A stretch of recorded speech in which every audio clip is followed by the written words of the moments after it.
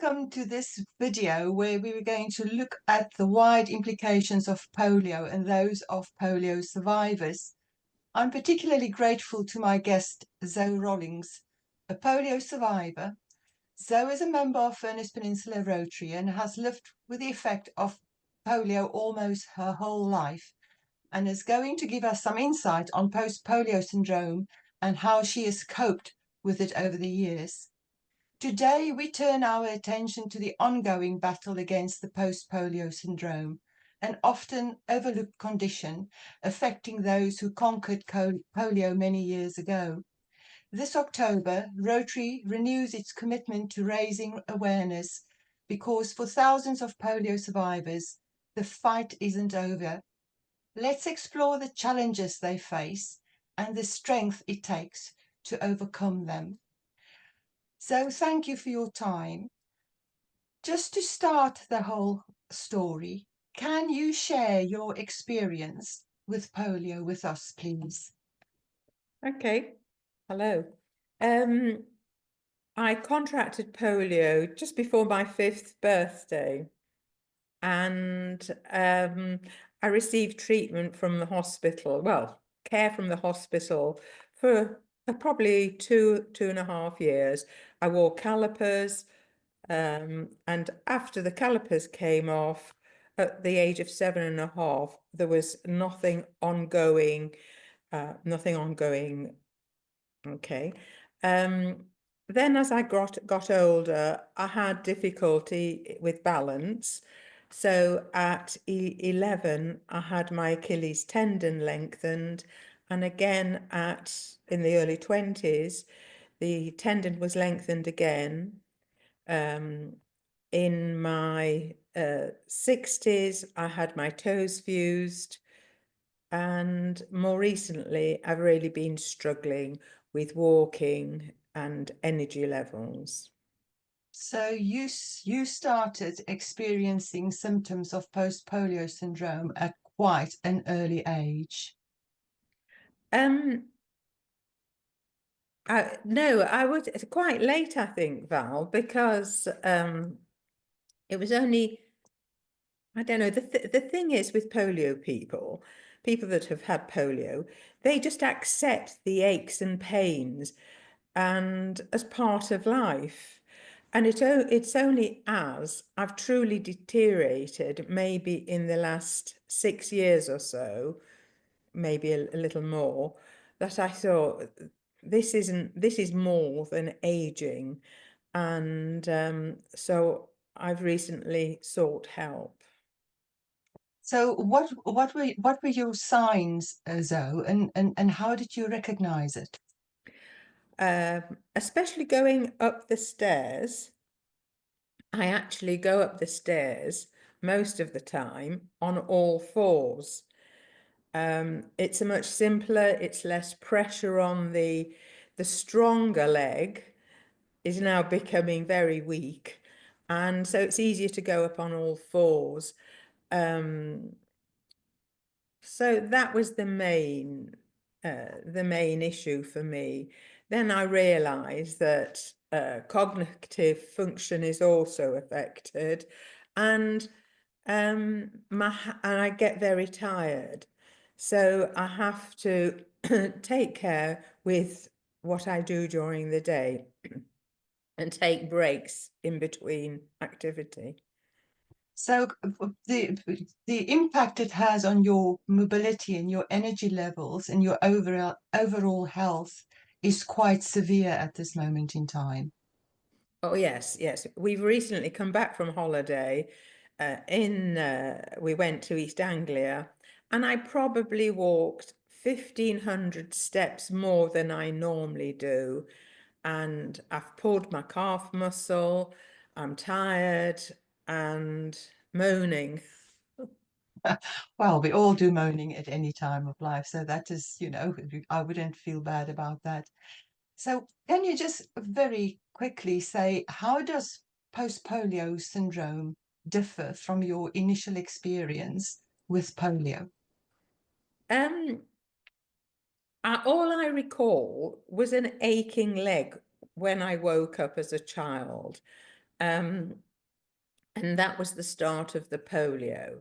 I think an interesting fact there is what you told me before was that you were going to be a flower girl and you Yeah, were complaining. Can you just tell the yeah, viewers about your experience there? yes. It just happened to be the morning of our lodger's wedding. And so when my mother woke me, all excited, and all she got from me was, my leg hurts, my leg hurts. She didn't have time to really take notice. So I did go through the day. I remember playing on the street with the other children who were guests. So I do remember that. Um, and then I really have no other memory than these visits to Children's Hospital in Nottingham, and the doctor would say, "Can you walk up and down for me?" And they'd say, okay, see you in 2 weeks. And that seemed to be my treatment.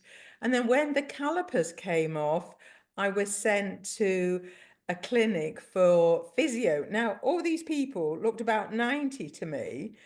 Um, so I was just this little girl with all these old people.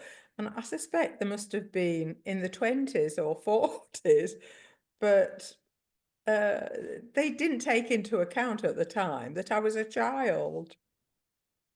So the medical support you've received for post-polio syndrome, there was difficulty with it in a sense that um, diagnosis and treatment has not always been clear in in trying to assist you with the problems you have. I, I think, Val, that a lot of doctors are unaware of what post-polio syndrome is, or late effects of syndrome. I think people have thought, well, uh, most people end up with a limp or a withered limb or both limbs, and that's it, and just get on with it. But actually, um, when you feel tired and you can't, your mind can do more than your body, um, that's when you need to be looking for help with turning to GPs for help. Now, the British Polio Fellowship have been great, and when I contacted them a few years ago, they sent me a list of neurologists, and I chose one.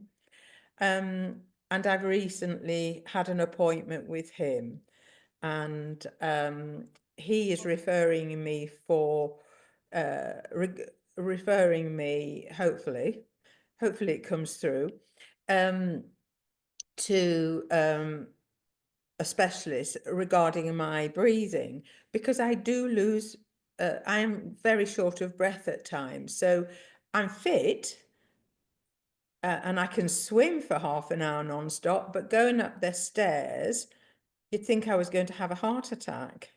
Mm. Yeah, so that's being looked into.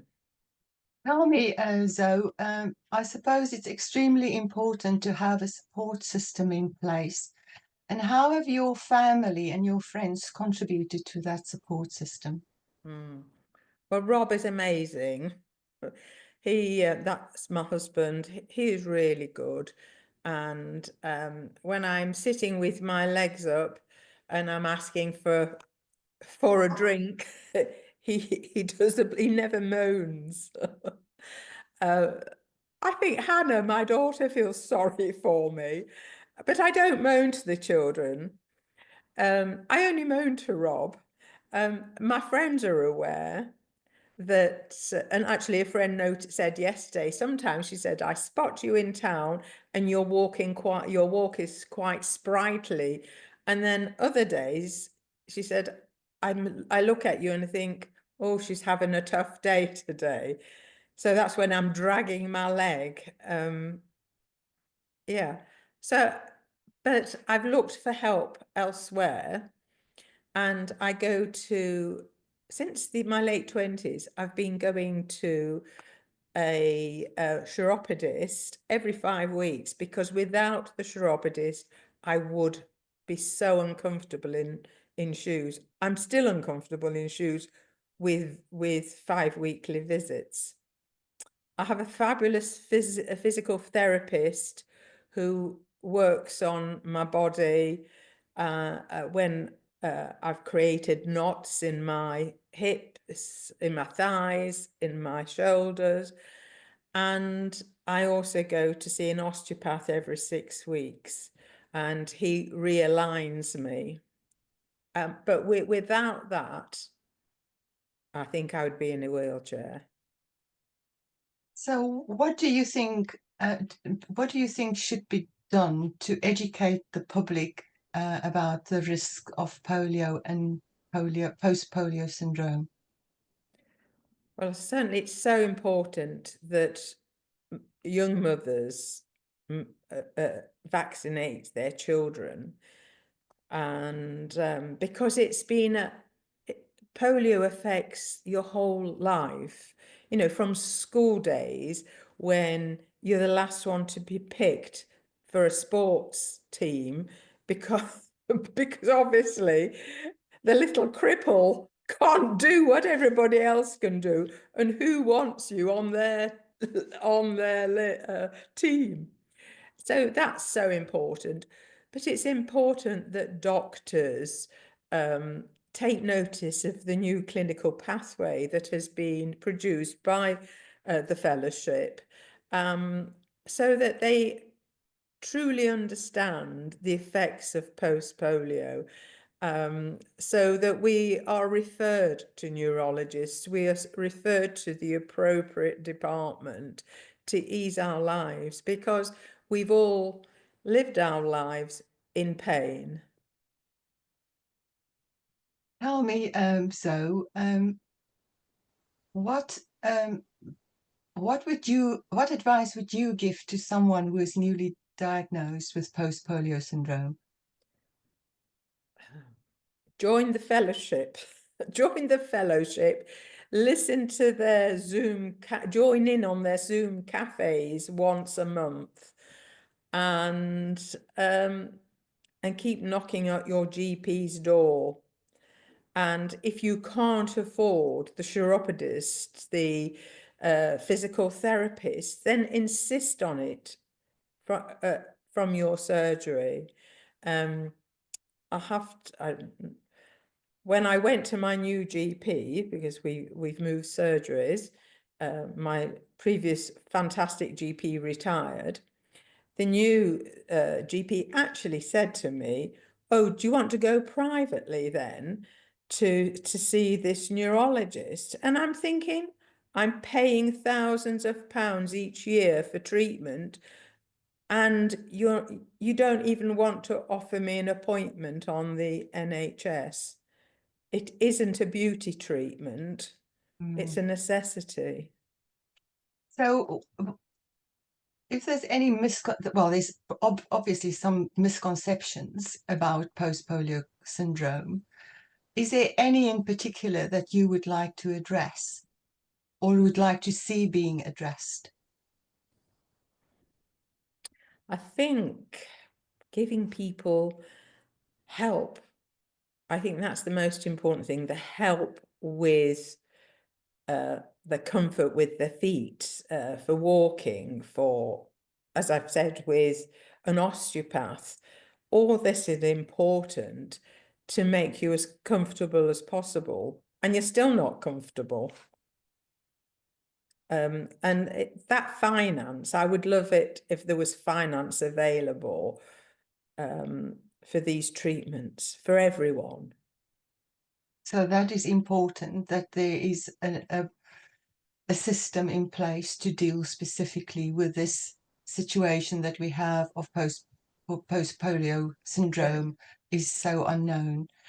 Okay, so I think we're coming to the end of the session. There's two questions that I still need to ask you. Looking back, you've told us how you've had over many years had to look at going to a chiropodist and your therapist and everything. But how have you managed over this period of time to stay resilient uh, and to face the health challenges that you have today? I am a child of displaced people. My parents were Polish. So when you've been through the war, when you've been to Siberia, when you've fought in Monte Cassino and you're in a strange country, um, you you've got to create a family life. And I think there was no time to say, oh, my poor little girl. We just get on with it. And would you believe at 10 years old, I would do the family shopping. Mm. So I think I'm grateful for that upbringing because that has helped me survive. And what would you say are your hopes for the future, both personally and for the broader post-polio syndrome community? Uh, I hope that doctors read and listen to the information that's being provided to them and don't just dismiss us as people getting older and moaning about the usual aches and pains of old people. I would hope that the campaign to vaccinate children throughout the world, it continues to avoid lives that haven't been totally fulfilled. So I say that in my next life, Val, Jesus is waiting for me with a pair of red high heels, and I shall always also have some climbing boots, and I will climb the fells in Cumbria. Well, I hope you get that pair of red shoes, Zoe. And it's sad. I think it points out specifically how important it is that we as Rotarians Mm. should continue our fight against the ending of polio. The effect of it on those poor survivors who has to live with it the rest of their lives is sometimes devastating. So all I want to say is please keep on giving. Please keep on raising awareness. When you meet someone who has had polio and suffers of post-polio syndrome, please be sympathetic, listen to what they say and see, and let's all see if there's anything we can do to improve the situation for them.